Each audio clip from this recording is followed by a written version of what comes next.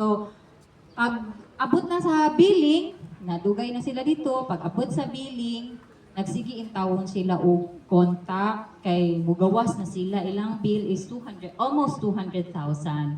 So, kasi sila contact, mga 2 days dagay nilang kinontak na ay nitubag na nabilin kuno ang cellphone sa opisina, so dili makatubag. Kung wa na ko'y pag-asa ang pamilya, kay asa kung sa una man di naman mutubag niya, kailangan gusto nilang bayran. So gasigi kunog ampo ning iyang asawa kay bana may dialysis. Kasi kunog ampo niyang asawa nga makagawas ra gud sila. So akong ipahibalo ninyo tanan na agud ay Ginoo. Pagawas niya anang hospital, mangit niyang giingnan niyang bana nga pwedeng mabiyaan sa tikaw karon kay mangita ko og asa ta anang 200,000 nga billing. Pagawas niya sa hospital, naa kuno si Mayor Fritz didto gatalikod. Daghang kunong nang duol. Atol man to nga nay hospital billings si Mayor Fritz pa.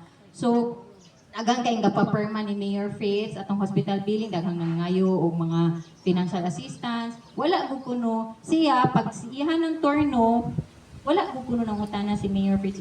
Kuan, basta niingon na siya nga, Mayor, taga kabangahan ko, dayong mao ni akong billing 200,000, almost 200,000 bason intawon Mayor nga makatabang ka ani ana. So si Mayor Fritz kuno walay duwa-duwa ni hatag ug kuno sa hospital billing, nasagot gud kuno ng iyang hospital billing. Wa gyud siya kagadahom.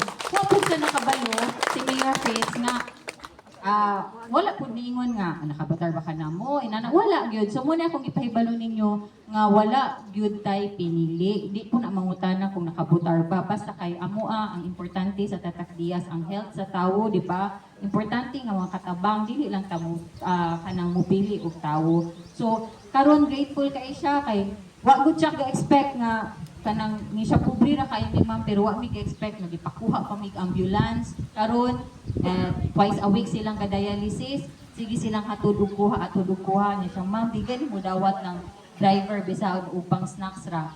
So pasalamaton gud sila kuno kaayo ana. So mo na ang mga kaigsuonan nga wala gud tawon ni pili mo nang katong mga kasilinganan nato nga wala karon bisan kinsa atong hatagan, mao na siya sa tatakdiyas. So umaingon po sila nga batanon ra kain ni Konsehal Junli. I'm very proud to say, maingon ra po ko ninyo nga bisag batanon ko na-awardan, na-recognize ta as top 13 nga best counselor diri sa tibuok Negros Oriental.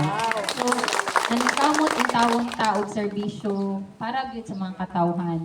So, I hope nga kaning mga tawo diri sa Barangay Dos, I hope in tawon nakita ninyo ang tinuoray nga serbisyo. Daghang salamat.